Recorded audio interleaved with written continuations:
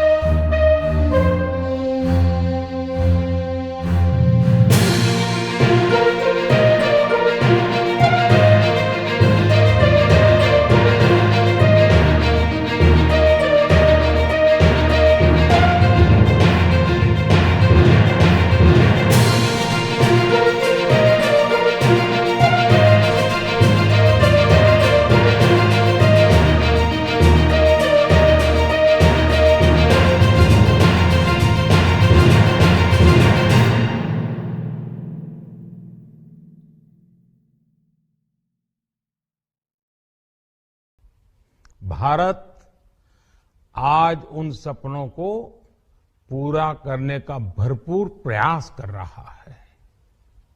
साथियों, अपने 5 दशक के सार्वजनिक जीवन में मैंने किसानों की परेशानियों को, उनकी चुनौतियों को बहुत करीब से देखा है, महसूस किया है।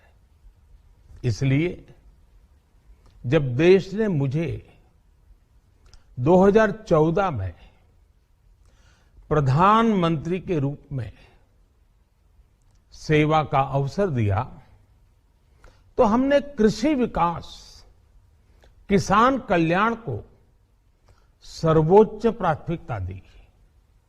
साथियों, इस सच्चाई से बहुत लोग अनजान हैं कि देश के 100 में से 80 किसान छोटे किसान हैं। उनके पास 2 हेक्टेयर से भी कम जमीन है। आप कल्पना कर सकते हैं, इन छोटे किसानों की संख्या 10 करोड़ से भी ज्यादा है। उनकी पूरी जिंदगी का आधार यही छोटी सी जमीन का टुकड़ा है। यही उनकी जिंदगी होती है।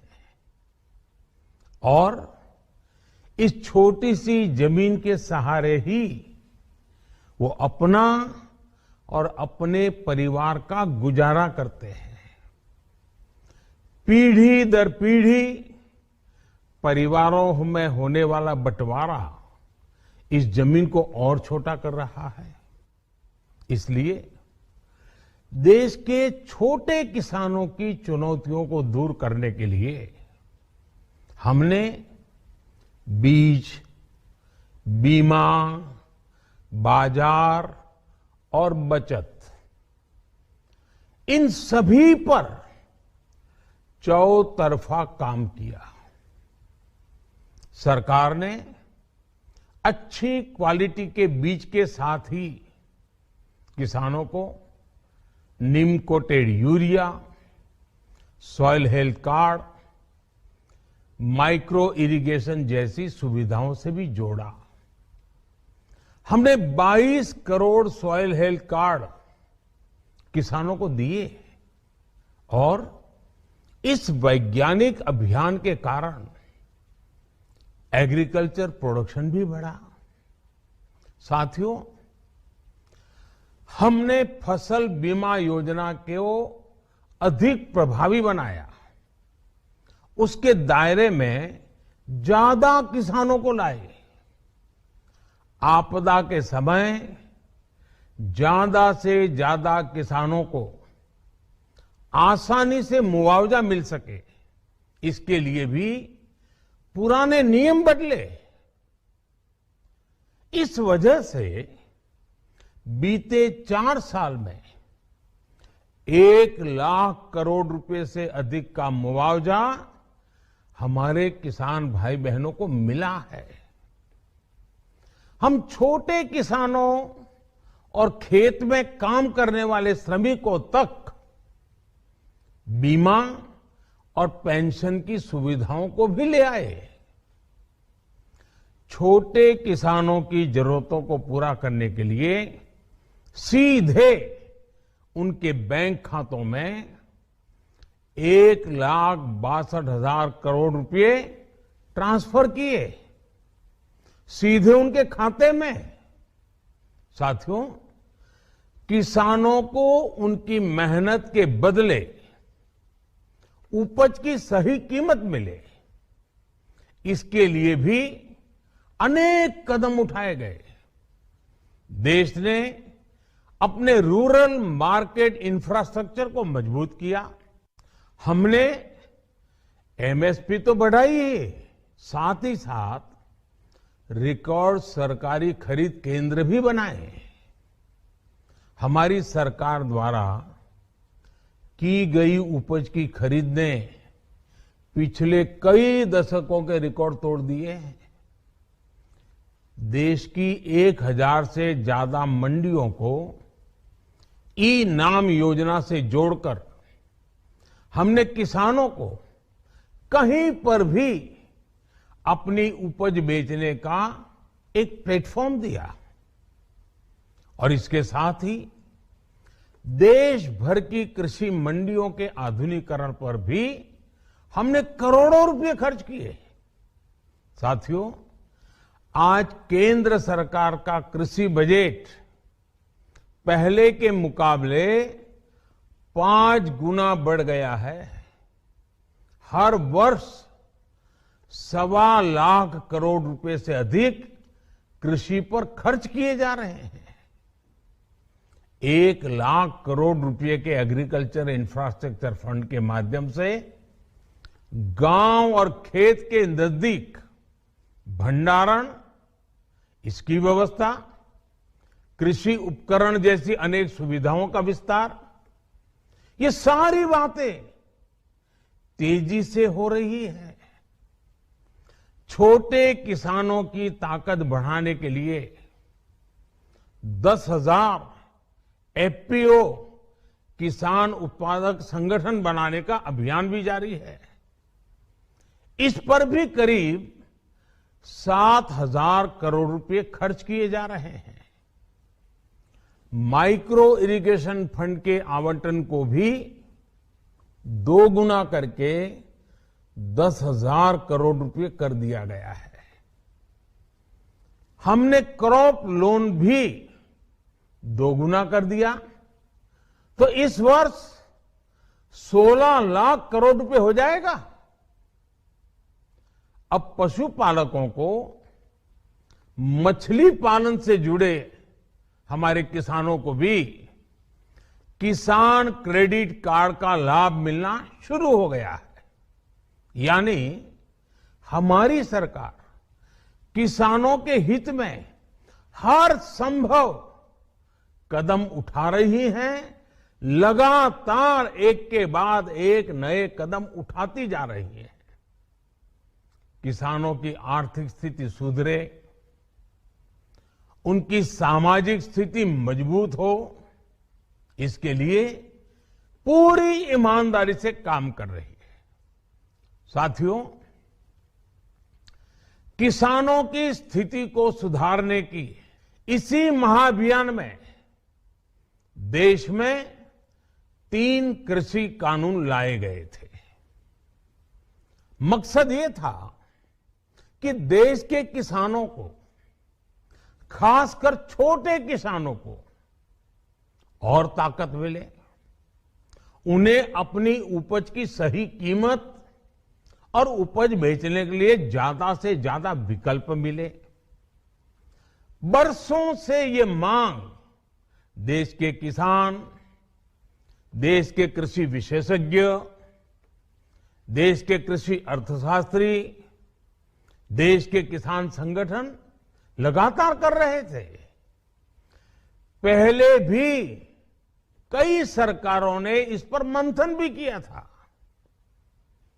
इस बार भी संसद में चर्चा हुई, मंथन हुआ और ये कानून लाए गए।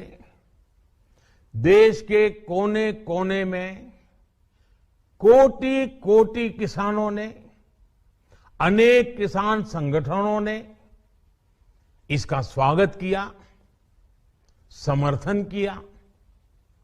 मैं आज उन सभी का बहुत बहुत आभारी हूं, धन्यवाद करना चाहता हूं।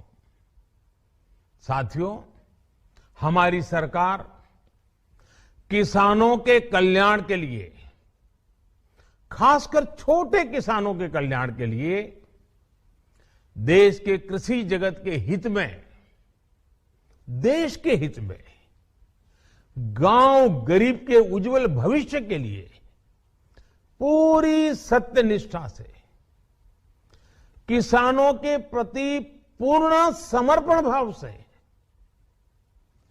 नेक नियत से ये कानून लेकर आई थी। लेकिन इतनी पवित्र बात, पूर्ण रूप से शुद्ध किसानों के हित की बात, हम अपने प्रयासों के बावजूद कुछ किसानों को समझा नहीं पाए। भले ही किसानों का एक वर्ग ही विरोध कर रहा था, लेकिन फिर भी ये हमारे लिए महत्वपूर्ण था। कृषि अर्थशास्त्रियों ने, वैज्ञानिकों ने, प्रगतिशील किसानों ने भी उन्हें कृषि कानूनों के महत्व को समझाने का भरपूर प्रयास भी किया। हम पूरी विनम्रता से, खुले मन से उन्हें समझाते रहे। अनेक माध्यमों से व्यक्तिगत और सामूहिक बातचीत भी लगातार होती रही। हमने किसानों की बातों को, उनके तर्क को समझने में भी कोई कोर कसर बाकी नहीं छोड़ी। कानून के जिन प्रावधानों पर उन्हें ऐतराज था, सरकार उन्हें बदलने के लिए भी तैयार हो गई। 2 साल तक हमने इन कानूनों को सस्पेंड करने का भी प्रस्ताव दिया। इसी दौरान ये विषय माननीय सर्वोच्च न्यायालय के पास भी चला गया। ये सारी बातें देश के सामने है, इसलिए मैं इनके अधिक विस्तार में नहीं जाऊंगा। साथियों, मैं आज देशवासियों से क्षमा मांगते हुए सच्चे मन से और पवित्र हृदय से कहना चाहता हूं कि शायद हमारी तपस्या में ही कोई कमी रही होगी, जिसके कारण दिए के प्रकाश जैसा सत्य कुछ किसान भाइयों को हम समझा नहीं पाए। आज गुरु नानक देव जी का पवित्र प्रकाश पर्व है। ये समय किसी को भी दोष देने का नहीं है। आज मैं आपको, पूरे देश को ये बताने आया हूं कि हमने 3 कृषि कानूनों को वापस लेने का, रिपील करने का निर्णय लिया है। इस महीने के अंत में शुरू होने जा रहे संसद सत्र में, इसी महीने में, हम 3 कृषि कानूनों को रिपील करने की संवैधानिक प्रक्रिया को पूरा कर देंगे। साथियों, मैं आज अपने सभी आंदोलनरत किसान साथियों से आग्रह कर रहा हूं, आज गुरु पर्व का पवित्र दिन है। अब आप अपने अपने घर लौटे, अपने खेत में लौटे अपने परिवार के बीच लौटे। आइए एक नई शुरुआत करते हैं, नए सिरे से आगे बढ़ते हैं। साथियों, आज ही सरकार ने कृषि क्षेत्र से जुड़ा एक और अहम फैसला लिया है। जीरो बजट खेती यानी प्राकृतिक खेती को